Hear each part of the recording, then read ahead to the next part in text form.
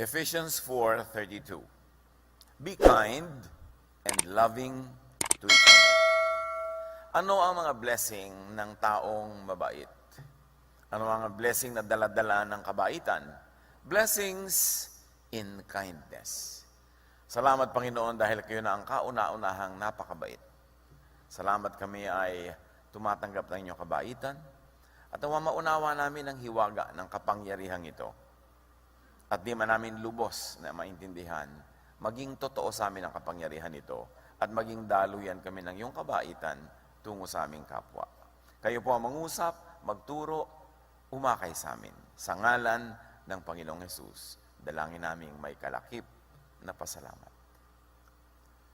Matthew 19:16-22.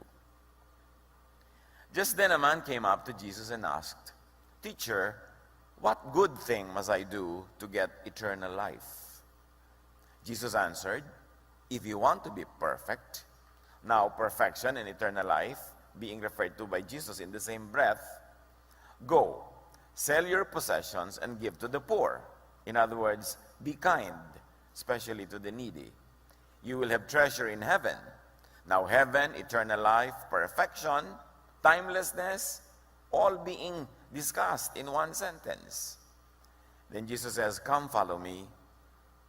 When the young man heard this, he went away sad because he had great wealth. Napakagandang tanong, napakagandang sagot. What must I do to have eternal life? What must I do to have perfection? What must I do to be in heaven or to have heaven in me? And Jesus says, be kind. And that will happen. How can I be kind? Well, you have a lot of money. A lot of people are so needy. Sell your property, give them to the poor, then come and share my happiness. Be with me. Follow me. Do life my way. And he went away sad. He did not want to be kind. Matthew 19:21-22. Kung ating isip-isipin, sumagot si Jesus, kung ibig mong maging ganap, if you want to be perfect, ipagbili mo ang iyong kahari-arian at ipamahagi sa mga mahihirap ang pinagbilhan.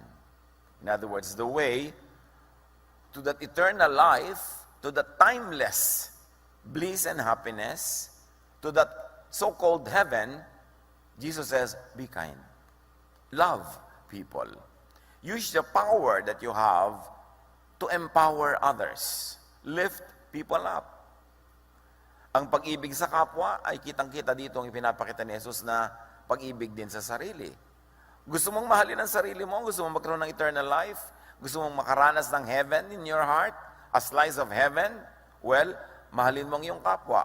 Kasi ang paraan, ang daan para ka makarating sa ganung estado ay mahalin mo muna ang iba.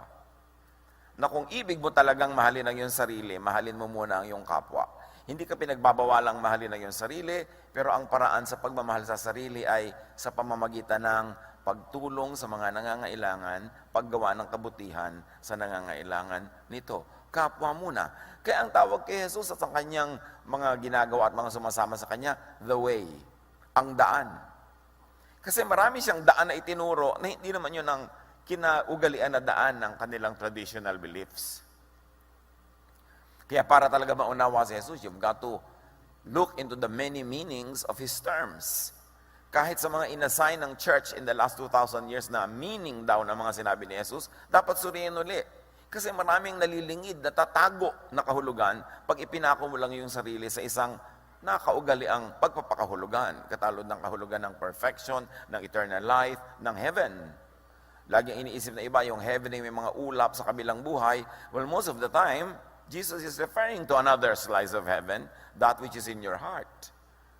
That is peace of mind, that is bliss, that is inner joy, peace that transcends understanding. Isa yan sa mga pakahulugan ni Jesus sa tinatawag na heaven, na hindi mo kailangan mamatay para makapunta ka doon. Sa buhay pa lang na ito, ay maaari mo nang makamit. And He shows us the way to that heaven. That's why Jesus is called the way, the truth, the life. So para sa Kanya, perfection, which the man was referring to as eternal life, is in being kind to the needy. At sabi ni Jesus, magkakaroon ka ng kayamanan sa langit. Langit na naman dito, the kingdom of God. Hindi lamang yung pupuntahan mo pag namatay ka na, kundi yung the kingdom of God in and within you. Yung hindi mo kailangang puntahan sa ibang lugar kasi dalang-dala mo na sa iyong puso. Luke 17:21, Jesus says, people will not say, look, God's kingdom is here. Or, there it is. No. God's kingdom is here with you. In other words, God's kingdom is inside. And the way to the kingdom in you, the way to you is through others. The way is through others. Although dati sa atin ang way. Pero si Jesus marami siyang ituturo the ways how to get to the longed for ideal heaven that people are always equating to the physical place where they go after you die.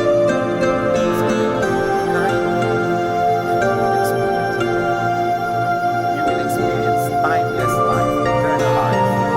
Kahit maiksi, kahit sandali, kahit saglit, but it is timeless. It cannot be measured. So, it is life forever. At yung langit na yun is in your heart. Therefore, yung langit na yun is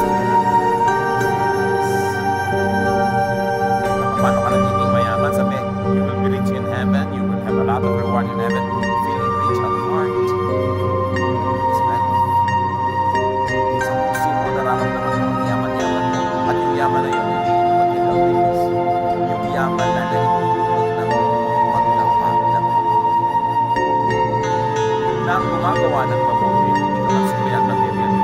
Yung higayang nadama mo habang ginawa mo yun, naalala mo yun, yun ay yaman, yun ay heaven, yun ay eternal life in another form. Magkakaroon ng kayamanan sa langit ng ibig sabihin sa sa puso. Hindi dinedeny na may langit o sa kabila. Pero sasabi, maraming langit. Maraming eternal life na pwede mo enjoy. Maraming paradise. And one way to that true wealth is in the heart. True wealth is in the feelings. In the good feelings caused by being kind to others. Kayo na mga gumagawa ng mabuti sa kapwa, alam niyo yung hidaya na yan. Nakuha ka ng saya-saya-saya langit. Nagtay ng mga kapatay para maramdaman yung langit. Kaya napakaraming mga langit na pwede maranasan. Pero ang sabi niyo the way is kindness. Sabi ni Jesus, sige, ibenta mo yung mga ari-arian. Ibigay mo sa mahihirap. At yung mga hindi mo pa naramdaman before, kasi hindi mo pa ginawa yan before, mararamdaman mo, malalaman mo ang ibig sabihin ng heaven. Pagkatapos yan, bumalik ka at sumunod ka sa akin. Makakasunod ka kasi alam mo na yung feeling. You will go where I am because you have taken the way that I take. And it is the way of love. It is the way of kindness. Hindi ka pwede sumunod sa akin kung physical lang ang pagsunod. Punta ka sa pupuntahan ko, gagawin mo ginagawa ko, pero hindi mo nararamdaman yung nararamdaman. Kailangan doon tayo magkaisa sa nararamdaman. At nararamdaman mo lang yung nararamdaman ko. You will have my heaven in your heart if you do in my way. And this is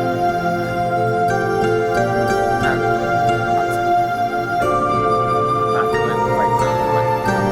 The master answered, doon sa kinalungtan niya ng magtatao, you did right. You are a good servant who can be trusted.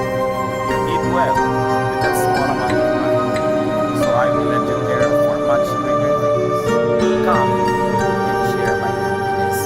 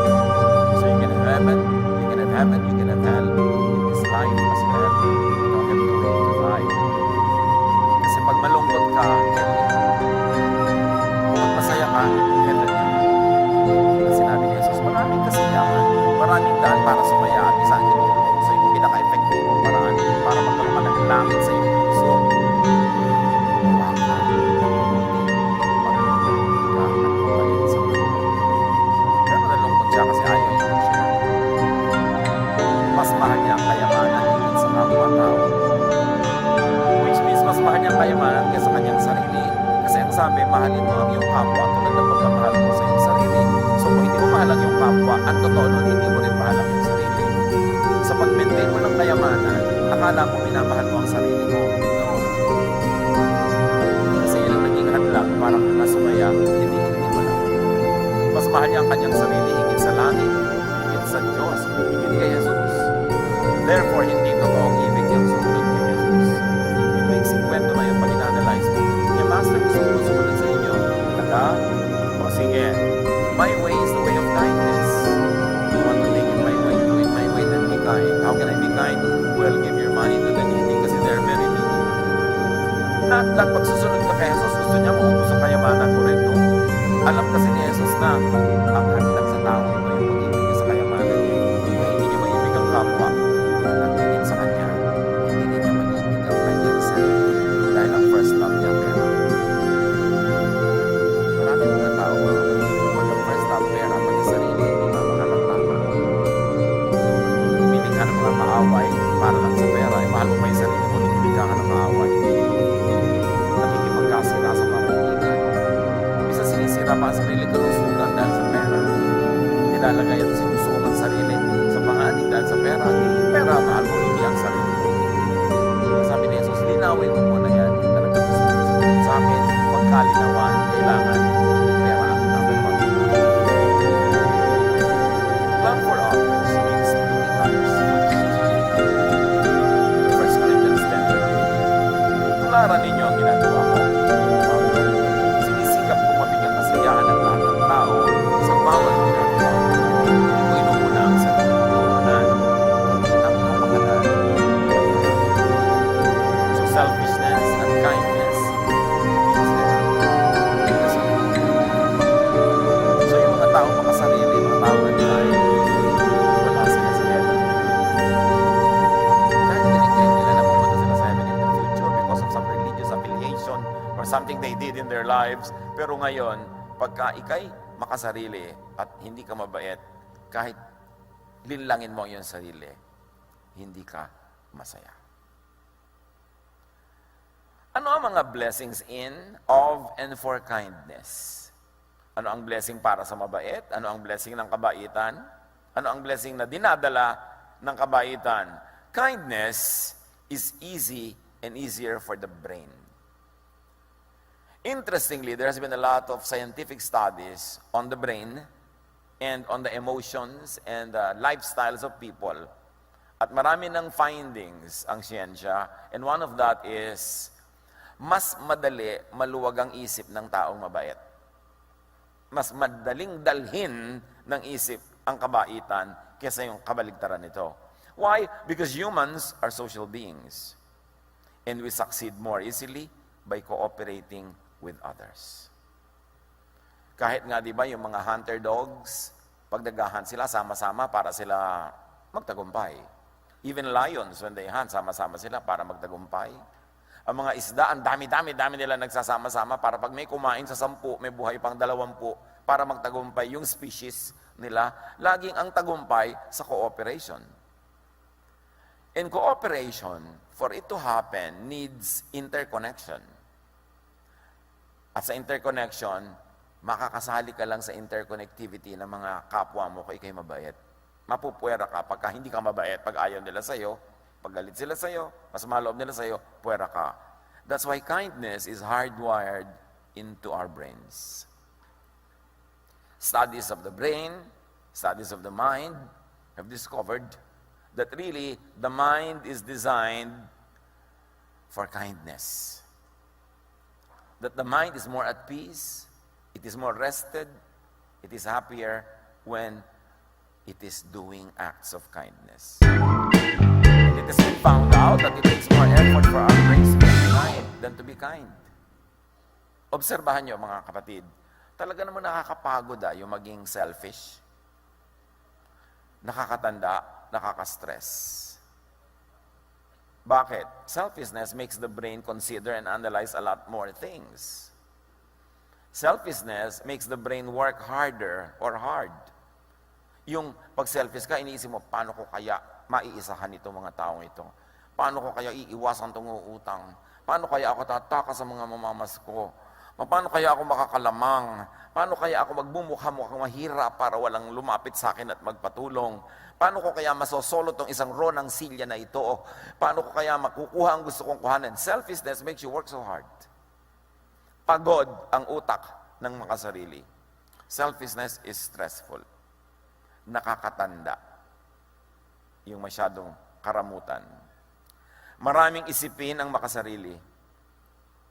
Maraming isipin yung unkind. Bukas pa lang may pupuntahan ngayon, dinedesign na kung paano siya makakalundag sa pila. Paano maiisahan ang makamag-anak niya sa mga mana pag namatay yung matanda. Yung ang daming binabalak ng taong selfish. Pagod ang isip niya. Hindi tahimik.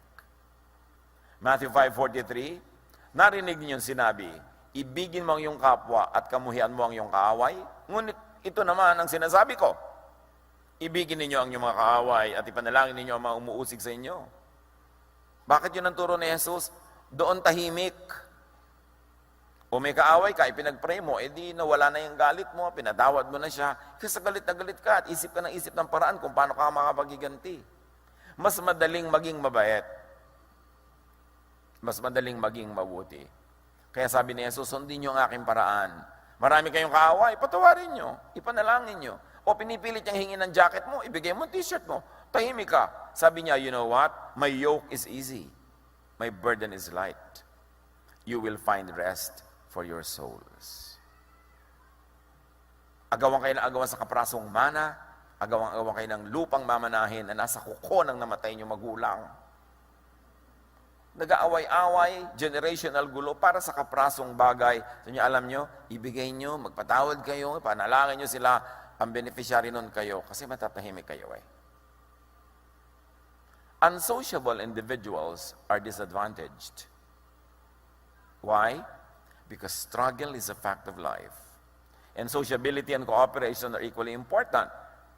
Kaya yung kindness, altruism, yung talagang unreserved goodness to others, is present in nature, even in animals and plants. Ang tawag ng mga biologists dyan, survival of the selfless. It helps the group to survive and to win. Kay hayop, kay halaman. Alam niyo mga halaman, pag nasa gubat kayo o maraming puno, tumingala kayo sa taas, makikita niyo ang mga dahon nila hindi nagpapatong-patong. Meron silang ino-observe na mga boundaries. Kaya pag meron ditong malaking halaman, meron ditong isang halaman, ang gawin niya, dito siya pupunta para hindi sila magagawan. Ma-observe niya yan. At ayon sa mga pag-aaral, very interesting, ang mga ugat ng halaman ay nag-uusap. May interconnectivity ang mga ugat-ugat. Pagka merong mga kapwa nila halaman na kulang sa nutrient, naglilipat yung ibang ugat sa kanyang lugar para makuha nung nangangayayat na halaman. Pag may isang halaman na ina-attack ng mga insekto o mga kalaban, nagsesend siya ng signal through the roots to announce it to the others para maihanda nila ang kanilang sarili.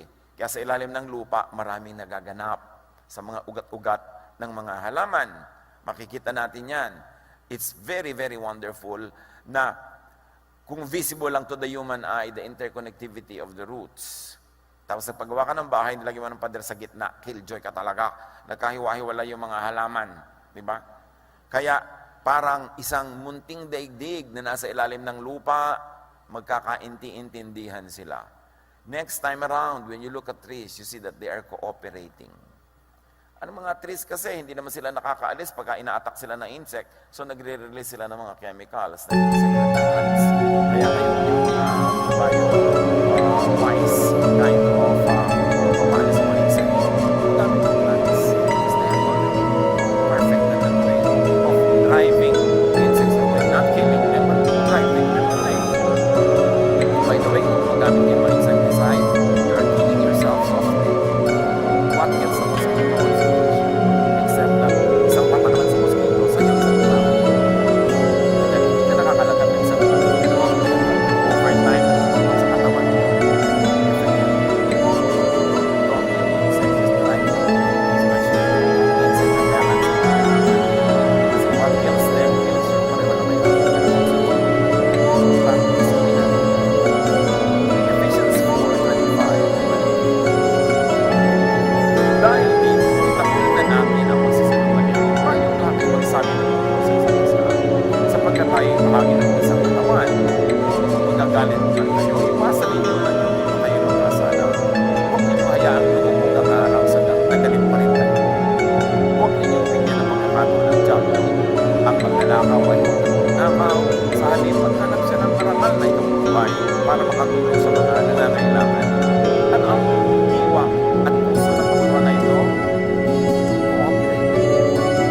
reliable. Be trustworthy. Huwag ka magsinungaling. Kasi next time, pagka nagsasabi ka, hindi ka na paniniwalaan, wala nang tutulong sa'yo, lugi ka na. Because you try cooperation. Huwag ka na magalit na matagal. Kasi kung magalit, lumalayo ka. O sila lumalayo sa'yo, lugi ka. Wala kang cooperate sa buhay. So, important. Huwag ka magnakaw kasi hindi magkakatiwalaan. In fact, magbigay ka ng honest, surplus income na matutulong ka sa iba. Para ano? Para mag-strong ka nila. Para kasama ka na naman sa asosasyon. Kasi ang talagang tunay na survival at ang tunay na pagmulaklak at mabubuga ng buhay, marami kang matulong, marami kang tutulong sa'yo, at marami ka rin tutulungan. That is the design. Therefore, ang tulong ni Jesus is kindness to one another. Cooperation.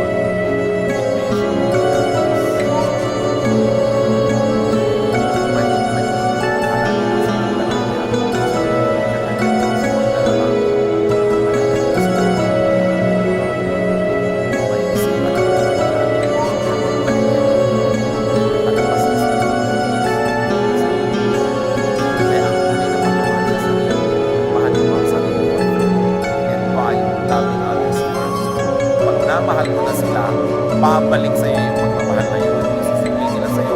Hindi man sila direct na magsulinon. The universe runs in perfect balance. Pero yung pagmamahal na ayaw mo nilagay sa kanya para bumalik sa iyo, yung pagmamahal mo tinigyan mo sa iyo lang, akin lang ibaan sa iyo.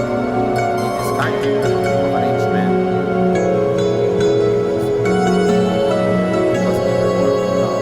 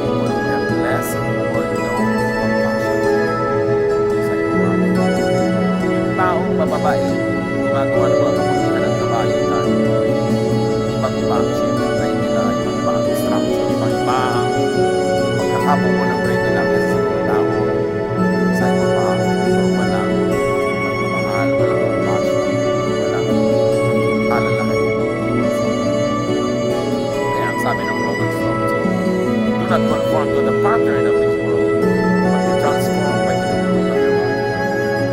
Then you will be able to test and approve what God's will is. His good, easy, and perfect. In other words, kahit kasi mo ng kabalitan, i-appreciate ang brain mo na iba na i-appreciate ang mabait na brain mo. Either talagang yung brain mo na nandun ang inborn na may bayad sa kagagawa mo ng kabalitan o sa kagagawa mo ng kabalitan kahit kasi tayo mahirap na kaya yun po ang tinuturo sa Bible. Tinuturo ni Jesus, magbait ka.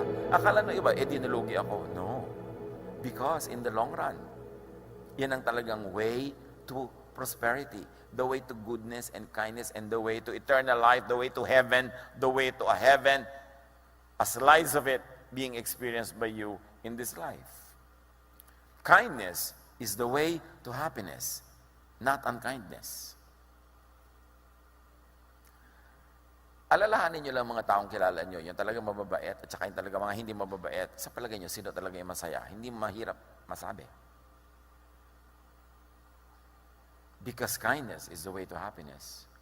Again, studies have shown that unkindness creates fluctuating happiness. Sa mga sinusundan ng mga tao at pinag-aaralan ng kanilang ginagawa at nagiging bunga sa kanilang emosyon, Yung mga unkind, yung mga cruel, nagkakaroon din yan ng happiness. Yung mga distorted pleasure. Pero sandali lang. Tapos wala uli. Kaya kailangan gumawa na naman sila ng mali, ng masama, para maramdaman na naman nila yung baluktot nilang kaligayahan na yon. Because unkindness creates ever-changing, transient happiness. But kindness results in a longer-lasting and authentic happiness. Interestingly, a lot of studies have been done in this field. Happy people are kind people.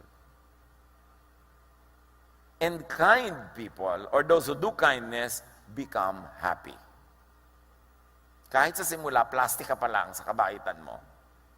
Kauulit-ulit mo yan ang naging habit mo, naging yun na ang shape ng brain mo, nagiging totoo na ang iyong kaligayahan. Kaya sanayan yan eh. Dapat sanayan ang sarili sa paggawa ng mabuti, ng mabait, kaysa sa paggawa ng kabaligtaran nun. James 3:16, sapagkat saan man naghahari ang inggit at makasariling hangarin, maghahari din doon ang kaguluhan at lahat ng uri ng masamang gawa. So pag inggit ka, makasarili, selfish, mapanira, ang kasunod nun gulo. Parami ng paraming mga kasamaan, ipinunla mo kasi ay kasamaan. Philippians 2:1-4, do nothing out of selfish ambition or vain conceit. Why? Because it will isolate you from people. Rather, in humility, value others above yourselves. Why? You will be liked. And you will be included in the web. And you will be a winner. Together with everyone else. Not looking to your own interest, but each of you to the interest of others. Cooperation. Because in life, it is a cooperative that will flourish. Kaya baligtad yung mga itinuturo sa mga bata ngayon, be competitive, be competitive. Dapat lagi ikaw manalo, dapat lagi ikaw manalo. You will isolate them from their friends, from their classmates. You will isolate them from their cousins. Pag laging gusto nyo, sila yung winner. And nobody likes the winner. Especially the losers, they hate the winners. Kaya dapat ang tinuturo natin sa mga bata, cooperate. Be friendly. Hindi yung sarili mo lang, sarili mo lang. Kindness always wins. Kindness never goes unpaid. Akala lang natin, lugi ka pag mabait ka. No, because the universe has one basic rule, balance. Lahat ng negative, tutumbasan ng positive. Lahat ng positive, natutumbasan ng negative. Balance ang bunga niyan. And I don't mean negative in the negative way. Laging may balance. So pag nagbigay ka, may tatanggapin ka. O kaya nagbigay ka kasi nauna ka nang nakatanggap eh. Pag tumigil ka ng pagbibigay, tanggap ka ng tanggap, titigil din yung pagdating sa'yo kasi walang balance. So kung gusto mo yung tinatanggap mo, dating ng dating, bigay ka rin ng bigay para yung balance tuloy-tuloy, may flow. Ngayon, bigay ka ng bigay, nauubos ka na. No, because a vacuum will always attract something. So kabibigay mo, nauubos ka, babalik yan ng universe. Kindness never goes unpaid. Kindness is rewarded with an overall health, physical health, and then emotional and social goodwill, peace of mind, health of the mind, which is really wealth. Paikot-ikot siya. May relasyon. People who volunteer to help others, according to studies, lose weight. Baka biglang maraming mag-volunteer. People who volunteer to help others have lower cholesterol levels, lower blood pressure, lower incidences of heart problems. In fact, according to studies, people who volunteer to help others live longer. Of course, unless countered by other factors. No? May mga ibang factor na pwede mag-change ng equation na yun. But all things being equal, yun ang point. All things being equal, yung mabait, matulungin, they lose weight, they have lower cholesterol levels, they are happier, they live longer. Siyempre, gusto ng Diyos yung mababait, humaba buhay. Baligtad yung sinasabi na bang, ay, masamang damo, mahaba buhay. No! Ang talagang humahaba ang buhay, yung maraming pag-ibig, yung maraming kabaitan, yung marunong magpatawad. Kasi lahat ng negative feelings na yan will kill your body. Proverbs 28:27, those who give to the poor will lack nothing, but those who close their eyes to them receive many curses. You see all of the verses, no? Agreeing with all the scientific findings. Or, say it another way, the scientific findings agree with what the Bible had said long ago. Na talagang malaking blessing maging mabait. Ano yung mga curses pagka hindi ka mabuti sa kapwa? Marami yan. Pero isa dyan is guilt. Kasi tao ka, may kaluluwa ka, may espiritu ka, nilikha ka ng Diyos. Kahit ignorin mo yung guilt mo, meron. So merong latent guilt, hindi visible. Yan ang nakakalikha ng maraming sakit. Kaya maraming mga tao, di ba, may sakit, hindi malaman sa laboratory kung anong dahilan. Maring espiritual. Because we are spirit, body, soul. Hindi lang tayo body. Ang nakikita lang ng laboratory test, body. Hindi nila nakikita yung spirit. Pero yung spirito na negative, emotion na negative, nakakapagkasakit yan. Kaya ang itunuturo ni Jesus, lagi alisin mo yung negative emotion, magpatawad ka, humingi ka ng tawad, makipagkasundo ka, be humble, doon ka lulusog. And kindness multiplies. Nakakatuwa ang nangyayari ngayon sa ating bayan, itong pumutok na bulkan na ito, hindi yun ang nakakatuwa, kundi ang daming taong tumutulong. We have sent our own people to the field to do relief work. Ang remark ng mga tao, alam niyo po, sabi nila, nung pumutok ang bulkan, doon din pumutok ang aming tiyan sa dami namin kinakain. Kasi ang dami nagpapadala. Kuminsan nga, oversupply na yung iba, kaya kailangan lang management. Pero, dumadami ang kabaitan dahil ang mga tao natin inspired sa overall kalagayan ng ating bansa ngayon, inspired sa maraming magagandang halimbawa ng mga civic leaders natin, inspired sa ginagawa ng mga churches. So, sila man, lumalabas din yung kanilang mga blessing kasi na-encourage sila na yung kabaitan side nilang ilabas at hindi yung kasamaan side. Ganun yun eh. Pag kami naunang naging masama, alam sa inyong magkakapatid, nagiging maramot din lahat. Pero pag may naunang maging mabait, lumalabas din yung mabait side mo. Kaya yun ang ating gawain, mga anak ng Diyos, yung ilabas mo yung good side mo na galing sa Diyos para yung kapwa mo ma-encourage na yun din ang ilabas niya. Because kindness multiplies. Obserbahan nyo ang mga pamilya na uso karamutan, yung madamot. Minsan may nagpasimulan yan, either yung tatay o nanay o yung kuya o yung ate. So naging uso sa pamilya nila yun. May nagpauso. Dapat ang pausuhin natin yung kabaitan, yung kabutihan. Kasi meron din kabaitan bawat isa na pwede nilang ilabas kung nai-inspire sila. Kung na-encourage sila. Kindness spreads.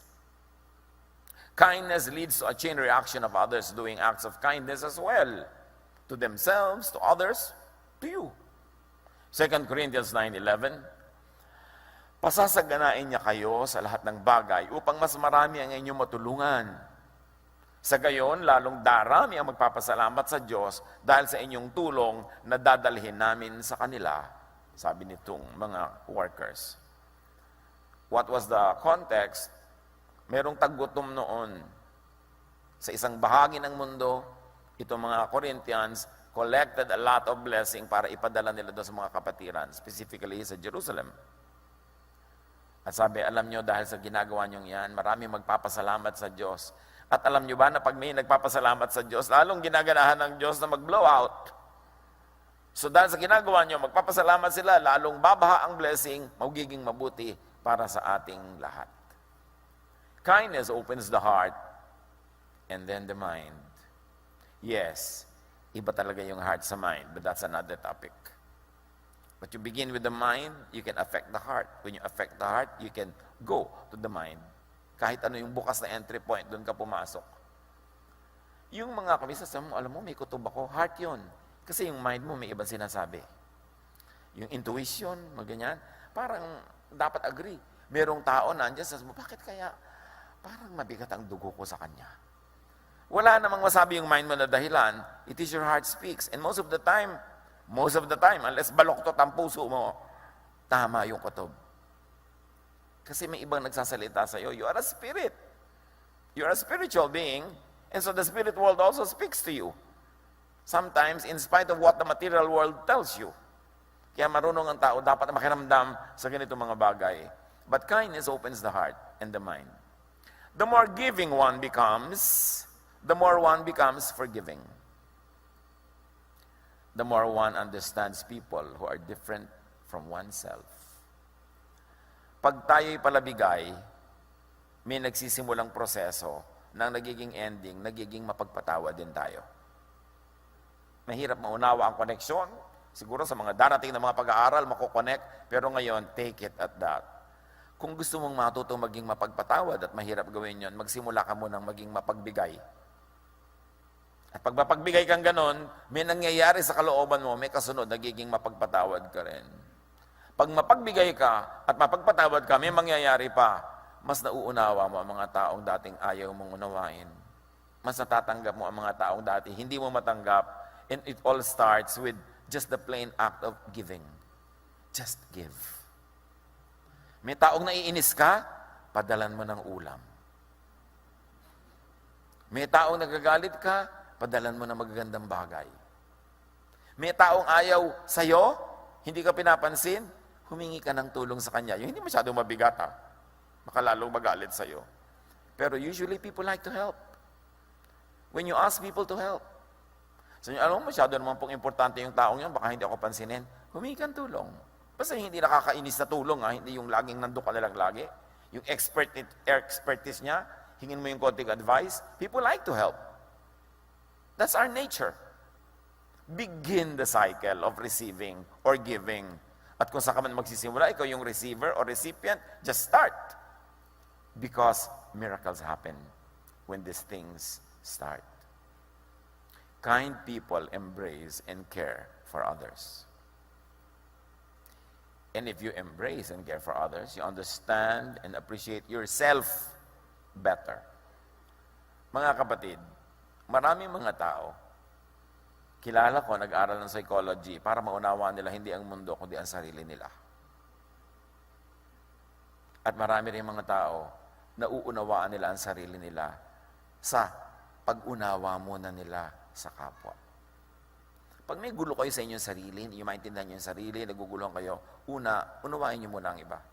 Tanggapin nyo sila, mahalin nyo sila, at may magaganap, may mabubuksang isang nakalak na pinto patungo sa iyong inner self. One of the best journeys into one's inner self is through the self-image of other people around you.